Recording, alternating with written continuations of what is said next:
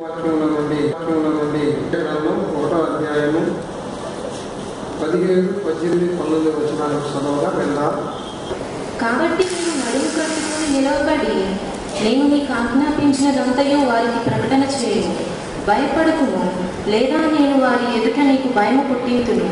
యూదరాజుల యొద్దకు గాని, ప్రధానుల యొద్దకు గాని, యాజకుల యొద్దకు గాని, దేశ నివాసుల యొద్దకు గాని, ఈ దేశమంతటిలో నీవెక్కడికి పోయినను ప్రాకారముగల పట్టణముగాను, ఇనుప స్తంభముగాను, ఇత్తడి గోడలుగాను నీ ఉండునట్లు ఈ దినమున నిన్ను నియమించి ఉన్నాను.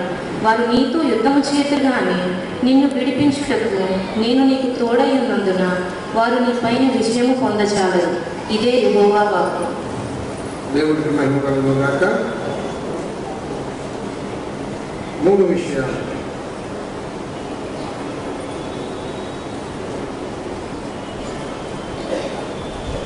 ఒకటి, దేవుని చిత్తము నెరవేర్చుటకై ఏర్పరచబడిన వారు. 2, మనుషులకు భయపడకూడదు. 3, దేవుడు మన జీవిత విధానంలో, మన జీవన పోరాటంలో మనకు తోడుగా ఉంటాడు. ఆయన మనకి భద్రతని ఏర్పరుస్తారు.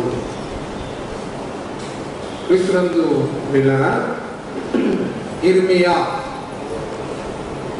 అనే ఆదిమ హెబ్రీ భాష తెలుగు తర్జుమా, తెలుగు అర్థం చేసి దేవుడు గొప్ప చేసిన వాడు అని అర్థం వస్తుంది. ఇర్మియా అనే మాటకి తెలుగు అర్థం దేవుడు గొప్ప చేసిన వాడు అనే అర్థం. ఈ ఇర్మియా పెద్ద ప్రవక్తలలో ఒక ప్రవక్త. ఈ ఇర్మియాకి కన్నీటి ప్రవక్త అని పేరు కూడా ఉన్నది. ఇర్మియా దేవుని వర్తమానం అందుకుని ప్రజలు దేవుని దీవెన పొందలేకపోతున్నారు, ప్రజలు దేవునికి వ్యతిరేకంగా నడిచి కష్టాలు పొందించుకుంటున్నారు అని విలపించేవాడు, అంగలార్చేవాడు, గోజాడేవాడు. ఈ ప్రజలు దేవుని మాట కంటే ఎంత మేలు, ఈ ప్రజలకు కనపబోతున్న నాశనము చూడగా నా కన్ను ఏరులై పారుతుంది అంటాడు. ఇర్మియా దేవుని చేత ఏర్పరచబడిన ప్రవక్త. ఇర్మియా పేరుకు అర్థం దేవుడు గొప్ప చేసిన వాడు. దేవుని నామ స్తోత్రం. అదేవిధంగా కృష్ణుడు ప్రియ దేవుని బిడ్డ, దేవుని చిత్తమును నెరవేర్చుటకై ఏర్పరచబడిన వాడు. మనం కూడా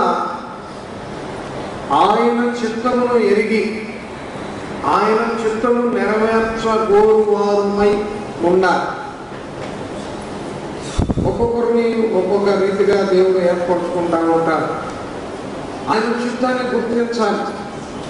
ఆయన చిత్తాన్ని గుర్తించి ఆయన చిత్తాన్ని నెరవేర్చేటువంటి మనుషులుగా మనం ఉన్నప్పుడు దేవుడు అద్భుతంగా మనల్ని వాడుకుంటాడు. దేవుడు అనూహ్యంగా ఆశ్చర్యకరంగా మనల్ని దీవిస్తాడు. దేవుడు మనల్ని విడువడు, ఎడబాయడు. ఆయన మాట వింటున్నప్పుడు, ఆయన చిత్తాన్ని గ్రహిస్తున్నప్పుడు, ఆయన చిత్తానుసారంగా మనం ప్రవర్తిస్తున్నప్పుడు అనేక మందిని దేవుడు ఏర్పాటు చేస్తున్నాడు. యోహాను సువార్త 15వ అధ్యాయము 16వ వచనాన్ని చదవగా వెళ్దాం.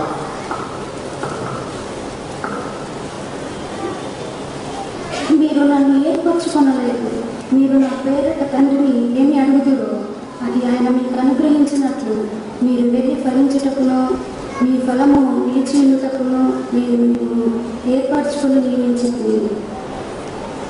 మీరు నన్ను ఏర్పాటు చేసుకోలేదు, కానీ మీరు ఫలించాలని, మీరు విస్తరించాలని, ఆ దేవుని తండ్రి అయిన దేవుని దీవెనను మీరు పొందుకోవాలని నేను మిమ్మల్ని ఏర్పరచుకున్నాను. మనం దేవుని ఏర్పాటు చేసుకోలేదు, కానీ మనం ఫలించాలని దేవుడే మనల్ని ఎంత ధన్యులు. ఆయన నామములో మనమందరం ఫలించుదుముగాక. ఆయన ఏర్పాటును బట్టి మనమందరం దీవించబడుదుముగాక. దేవుని నామ స్తోత్ర. మనం ఫలించాలని దేవుడు ఏర్పాటు చేసుకున్నాడు. మరి తండ్రి యొక్క ఉద్దేశం గమనించండి. మరి ఆయనకు ఒక చింతం నశించుతున్న ఆత్మల గురించి. రోజు కొన్ని వేల మంది చనిపోతూ ఉన్నారు. రక్షణ పొందకుండానే యాక్సిడెంట్ల ద్వారా, రోగాల ద్వారా, హత్యల ద్వారా, ఆత్మహత్యల ద్వారా ఎంతో మంది చనిపోతూ వారు రక్షణ పొందకుండా అలాగే వారు ఆయుష్కాలాన్ని ముగించుకుంటే వారు నిత్య నరకానికి కొనడానికి వెళ్ళిపోతారు కదా. దేవుడు ప్రభుత్వం అంటాడు, నశించుతున్న ఆత్మల గురించి నీకు చింతలేదా? వారి గురించి మనం ప్రార్థించాలి. అనేకుల్ని మనం రక్షణలోకి నడిపించాలి. దేవుడు మనల్ని మనం ఫలించడానికి ఏర్పాటు చేసుకున్నాడు. మనతో పాటు అనేకులు ఫలించాలి.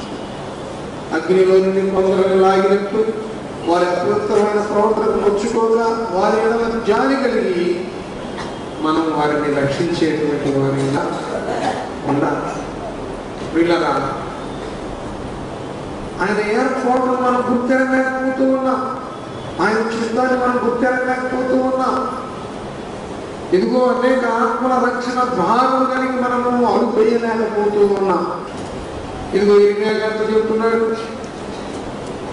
నువ్వు వెళ్ళు, నేను నిన్ను ఏర్పాటు చేసుకున్నాను, మనుషులకు నువ్వు భయపడద్దు.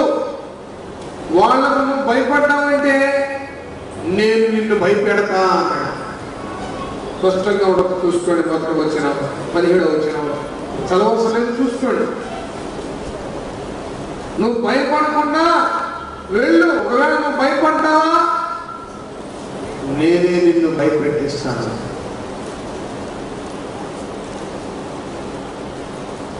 ఎక్కడికి వెళ్తున్నాడు తెలుసా?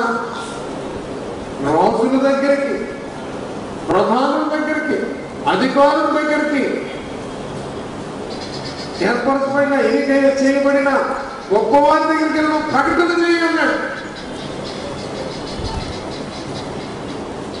కనీసం మా తోటి వారితోనన్నా మనం ప్రకటన చేస్తున్నామా? తోటి వారితోనన్నా దేవుని ఏర్పాటుని, దేవుని పిలుపుల గురించి పంచుకుంటున్నామా? అపోస్తల కార్యము 9వ అధ్యాయం 15 నుండి 18 వచనాల దాకా మనం చూస్తే దేవుని ఏర్పాటు స్పష్టంగా మనకు అర్థమవుతుంది. అందుకు ప్రభు, నీవు వెళ్ళము, అన్ని జనుల ఎదుటను, రాజుల ఎదుటను, ఇశ్రాయేలీయుల ఎదుటను నా నామము భరించుటకు ఇతడు నేను ఏర్పరచుకున్న సాధనమైనాడు.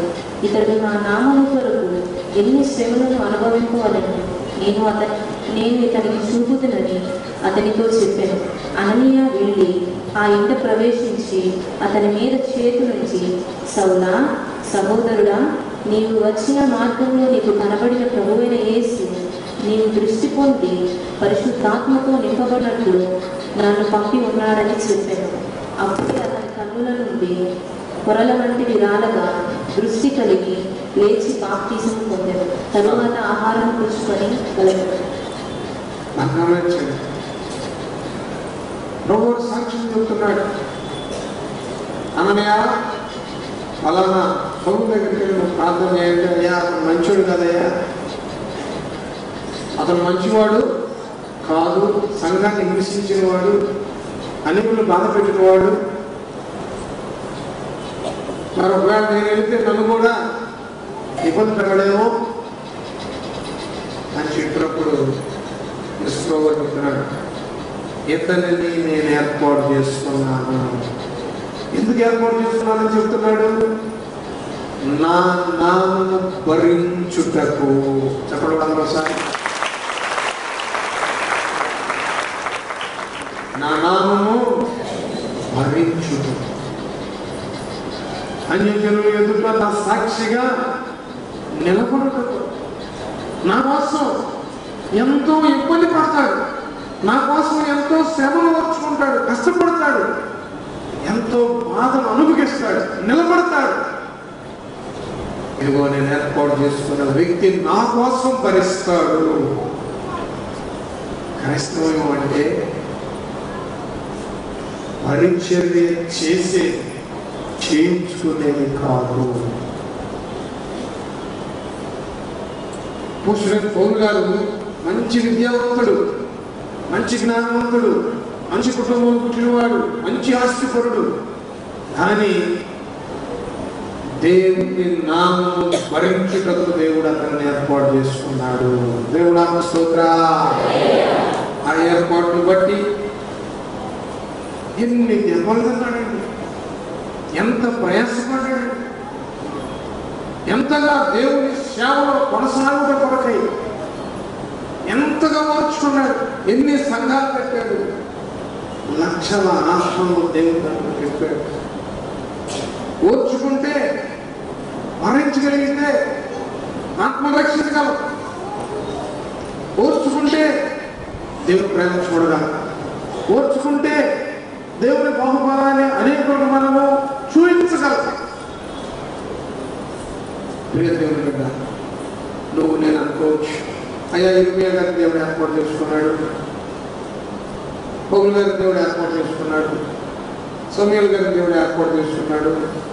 మరి నేను నాకు అంత జ్ఞానం లేదు, నాకు అంత విద్య లేదు, నేను అంత తెలియగలని కాదు, తెలియగలని కాదు కనుక, నా తెలియగల అమ్మాయిని కాదు కనుక నన్ను ఏర్పాటు చేసుకోలేదు అనుకో. దేవుడు ఏర్పాటు చేసుకున్న వారి లక్షణాలు మీకు చూపిస్తాను. గతంలో చూపించాను, మరలా చూపిస్తున్నాను. మొదటి కొరింథీయులకు రాసిన పత్రిక 1వ అధ్యాయం 27 నుండి 29 వచ్చిన దాకా మనం చదువుకున్నట్లయితే, మొదటి కొరింథీయులకు రాసిన పత్రిక 1వ అధ్యాయం 27 నుండి 29 వచ్చిన. ఏ శరీరులు దేవుని ఎదుట అతిశయింపు పొందునట్లు జ్ఞానులను సిగ్గుపరచుటకు లోకంలో నుండి వెర్రి వారిని దేవుడు ఏర్పరచుకొని ఉన్నాడు. బలవంతులైన వారిని సిగ్గుపరచుటకు లోకంలో బలహీనులైన వారిని దేవుడు ఏర్పరచుకొని ఉన్నాడు. ఎన్నికైన వారిని వ్యర్థం చేయుటకు లోకంలో నీచులైన వారిని తృణీకరింపబడిన వారిని, ఎన్నిక లేని వారిని దేవుడు ఏర్పరచుకొని ఉన్నాడు. దేవుడు ఏర్పాటు చేసుకున్న వారి యొక్క డిగ్రీస్ ఏంటండి? ఎన్నిక లేని వారు ఎవరైనా అక్కడ, కృషిలేబడిన వారు, బలహీనులైన వారు, తృణీకరించిన వారు, నీచులైన వారు. చూసారా? ఒకవేళ నువ్వు ఎన్నిక చేయబడ్డారా, నువ్వు ధన్యుడివి, దేవుడు నిన్ను ఏర్పాటు చేసుకున్నాడు. నువ్వు తిరస్కరించబడ్డావా, నువ్వు బలహీనరాలువా, నీచమైన ప్రవర్తన నీలో ఉందా? నేను నీచుడిని, నేను నీచురాలని, నేను దేవుని పేరు ఉచ్చరించడానికి అర్హుడు కాదనుకుంటున్నావా? దేవుని ఏర్పాటు తెలివి తక్కువ వారే, విద్య లేని వారే, పామరులే, బలహీనులే, తృణీకరించబడిన వారే, ఏ విధమైన సామర్థ్యం లేని వారిని నిలబెట్టుకుని దేవుడు తన సాధనాలుగా వాడుకుంటాడు. దేవుడు నాకు సూత్ర. మరి ఈ లిస్టులో నువ్వు నేను ఉన్నావు అనుకుంటున్నా. ఒక లిస్టు చదివాం, 5-6 పేర్లు చదివాం. దాంట్లో మరి నేను కూడా, మీరు కూడా, మనం కూడా ఉన్నామని అనుకుంటున్నా. దేవుని ఏర్పాటు కొరకై నాదే ఉందలే మంచిదే, మనం తగ్గించుకోవడం మంచిదే. అయితే దేవుడు మనం ఏర్పాటు చేసుకున్నాడని మాత్రం మర్చిపోకూడదు. దేవుడు నామ స్తోత్రం. మనం తగ్గించుకోవడం చాలా మంచిది. అట్లాగే దేవుడు నిన్ను వెళ్ళమన్న చోటకు వెళ్ళి చెప్పమన్న మాటలను చెప్పడానికి సిద్ధపడాలి.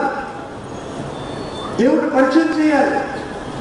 రక్షింపబడిన నాటి నుండి యథార్థవంతుడుగా ఉండి యథార్థవంతురాలుగా ఉండి దేవుడు నన్ను ఏర్పాటు చేసుకున్నాడు. ఇదిగో దేవుడు ఏర్పాటు చేసుకునే వారి లక్షణాలు ఎలా ఉంటాయి, వాళ్ళ గుణగణాలు ఎలా ఉంటాయి, నేను ఓర్చుకోవాలి, సహించాలి, దేవుడి నామంలో పనిచేయాలి, దేవుడి నామంలో ప్రయాసపడాలి, దేవుడి నామంలో శుద్ధురాలుగా ఉండాలి అని తీర్మానం చేసుకుని ఆ ప్రకారం నడిచేటువంటి వారిగా ఉన్నారు. ప్రకటన చేయాలి. జనములలో ఆయన ఆశ్చర్య కార్యములను ప్రకటన చేయాలి. నువ్వు నేను ప్రశ్నించుకున్నావు.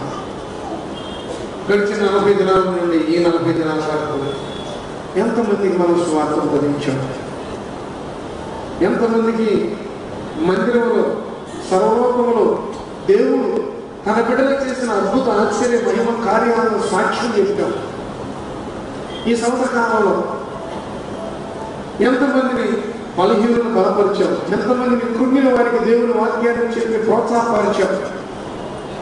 ఒక సంవత్సర కాలం అయిపోయింది.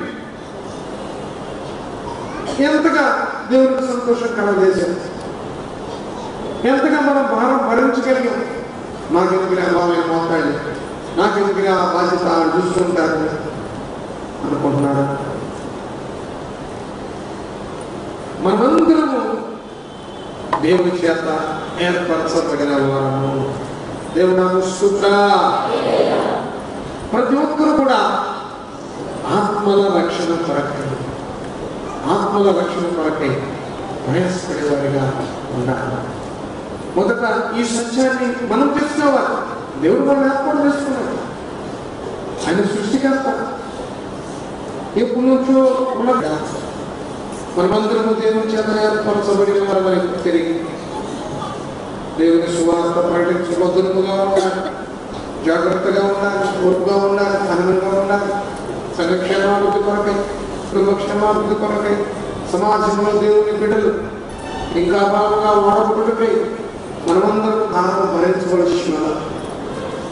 మనందరం కూడా ప్రయాసపడవలసి ఉన్నది. అటు కృపా దీవెన ఆశీర్వాదం దేవుడు మనందరికీ దయచేయును గాక. ప్రతి వారికి చెప్పాలి, బోధించాలి. కృష్ణునందుకు వెళ్ళారా దేవుని సన్నిధిని నడిపించాలి. ఇక్కడ మన మందిరంలో యాకోబు అనే ఒక సహోదరుడు ఉన్నాడు.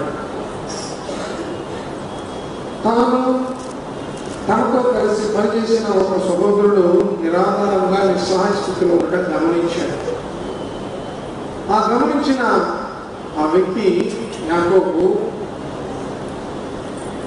ఆ నిస్సహాయంగా ఉన్న వ్యక్తితో మాట్లాడుతూ ఉన్నాడు.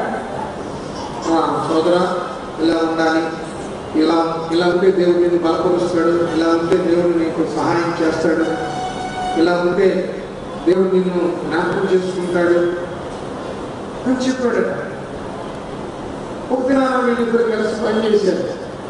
వీళ్ళిద్దరు కలిసి పనిచేసేటప్పుడు ఈరోజు విన్న సహోదరుడు చదువుకున్నవాడు, బైబిల్ తెలిసినవాడు, బైబిల్లో జ్ఞానం గలవాడు, చెప్పినవాడు ఆ రోజు ఏమీ తెలియదు.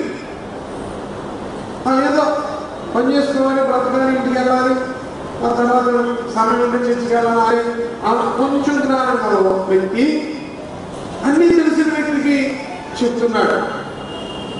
ఆ విని వ్యక్తి ఒకటే ప్రశ్న వేశాడట, అన్న నీకు అంతకుముందు ఏం తెలియదు, ఇంత చక్కగా చెప్తున్నావు, ఏం విధానికి వెళ్తున్నావు, నువ్వు ఎక్కడికి వెళ్తున్నావు అన్నాడు. నేను ఫలానా విధానికి వెళ్తున్నావు, నువ్వు చెప్పిన మాటను బట్టి నువ్వు ఎంతగా నేర్చుకున్నావు నేను అర్థం చేసుకున్నాను అంటే, సరే నీకు ఇష్టమైతే ఒక్క వారం రా, వచ్చి దేవుడి మాటలు విను, దేవుడు నిన్ను బలపరుస్తున్నాడు అనిపిస్తే దేవుడి మాటలు వింటా కొనసాగు, లేకపోతే 2వ వారం నేను రమ్మని మీకు చెప్పను అని ప్రేమించి ప్రోత్సహించి దగ్గరుండి ఆ సహోదరుని పిల్లగా ఒక వారం వచ్చాడు. ఆ వచ్చిన రోజు పరిశుద్ధాత్మ దేవుడు వచ్చిన సహోదరుతో మాట్లాడాడు. దేవుడా స్తోత్ర. కంటిన్యూగా ఇక యాకోబు అనే సహోదరుడు పిల్లలేదు. అతనే వచ్చేస్తున్నాడు. అతనే వచ్చేస్తా అతను మనం ఇంకేద్దరు ముందు తీసుకొచ్చాడు. నిన్న వచ్చిన వ్యక్తి తండ్రి కుమార్ పరిశుద్ధాత్మ ఇక్కడ బాప్తిస్తుంది.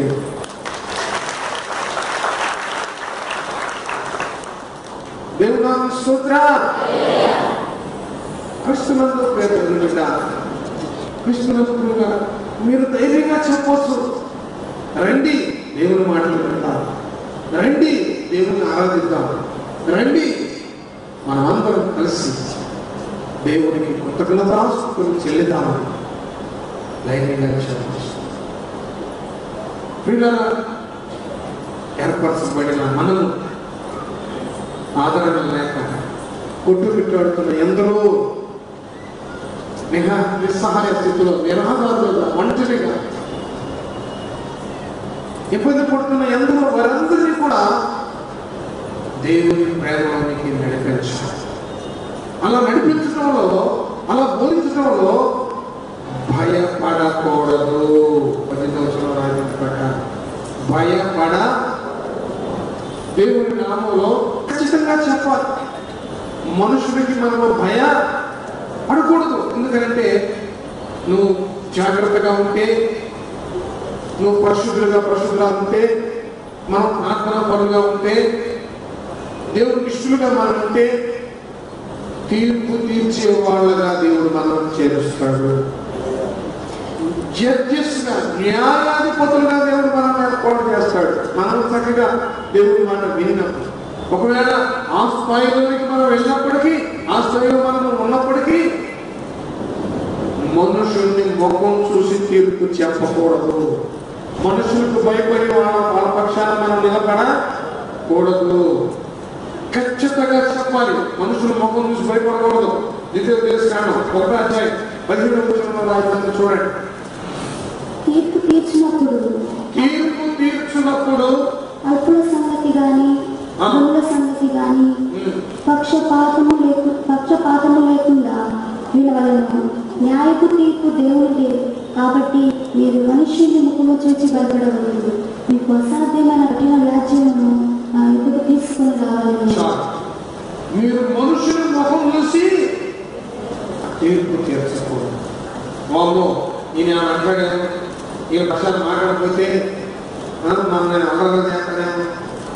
మనుషుల ముఖం చూసి తీర్పు తీర్చకూడదు. న్యాయం తీర్చుకోవడం దేవుడే. మన మనుషులను చూసి భయపడకూడదు. చెప్పాలనుకున్న న్యాయాన్ని, చెప్పాలనుకున్న శుభ సమాచారాన్ని, చెప్పాలనుకున్న మంచి మాటని ఖచ్చితంగా చెప్పాలి. చెప్పకపోతే ఎవరు తెలుసుకుంటారు, ఎలా తెలుసుకుంటారు? అందుకని నువ్వు భయపడకుండా వెళ్ళి మనుషుల దగ్గర చెప్పు. ఎందుకని దైవవాక్యం మనుషులకి భయపడవద్దు అని తెలియజేస్తుందంటే, యెషయా గ్రంథం 51:11 మనుషుల యొక్క స్టేటస్, మనుషుల యొక్క స్థితి అక్కడ రాయబడింది. యెహోవా విమోచించిన వారు సంగీత నాదముతో సియోనులకు తిరిగి వచ్చేదారు. నిత్య సంతోషము వారి తల మీద ఉంటుంది. వారు సంతోషానందము గలవారు. దుఃఖములు నిట్టూర్పులు తొలగిపోవు. నేనే మిమ్మల్ని ఓదార్చువాడను. చనిపో నరుడికి, తృణమాత్రుడకు నరుడికి ఎందుకు భయపడకు? నేనే దేవుడి చేత విమోచింపబడిన వారు అంటండి ఎట్లా ఉంటారంటండి? ఆనందంతో ఉంటారు, సంతోషంతో ఉంటారు. దేవుడి చేత విమోచింపబడిన వారు తృణమాత్రంలో చనిపోయే మనుషులకు భయపడితే సంతోషం అనేది మన జీవితంలో ఉండలే. వాళ్ళు పడతారు, వీళ్ళు పడతారు, వాళ్ళు తింటారు, వీళ్ళు పెడతారు. ఎప్పుడు బాధ, ఎప్పుడు వేదన. మనుషులకు భయపడితే మనుషులు ఏమనుకుంటారో, అసలు ఏమనుకుంటారో భయపడతారు. అమ్మకుండా అయిపోతుందో భయపడతారు. ఆ మనుషుడిని ఏమీ చేయలేదు. ఆ మనుషుడిని ఏమీ చేయలేదు. కారణం ఏంటంటే తృణమాత్రం చనిపోవు నరుడు. నరుడు యొక్క బలమేంటండి? తృణమాత్రం. దేవుని పనికి వ్యతిరేకిస్తే, దేవుని పరిచయకు వ్యతిరేకిస్తే, దేవుని బిడ్డలను వ్యతిరేకిస్తే, దేవుని సంకల్పాన్ని వ్యతిరేకిస్తే ప్రాణాన్ని పోగొట్టుకుంటాడు. ఈ ప్రపంచంలో ఎవరు కూడా దేవునికి ఎదురు నిలవలేరు, నిలవచాలు. సాధ్యపడే పని మార్చయ్యా, మార్చయ్యా, అబద్ధ బోధకులు మార్చయ్యా, వేషధారులు మార్చయ్యా. నీ కృప మాకు తోడుగా ఉన్న సహాయం చేయా. కలిపి చెరిపే బోధల నుంచి విడిపించిన ఆయన, నీ కాపుదలు ఉంచున ఆయన, నీ కృప ఉంచున ఆయన, నీ దయ ఉంచున ఆయన, నీ సహాయం మాకు అనుగ్రహించిన ఆయన. నీ కాపుదల భద్రత దీవిన ఆశీర్వాదాలు మా అందరికి దయచేయమని, కొద్దిపాటి మనం నిమిత్రమేమని కొద్దిపాటి మన నిపాసనలో జ్ఞాపకం చేసుకోమని ప్రభువును ప్రియరక్షకుడైన యేసుక్రీస్తు వారి దివ్యనామమున బ్రతిలాడి వేడుకొని పొంది ఉన్నాము తండ్రి.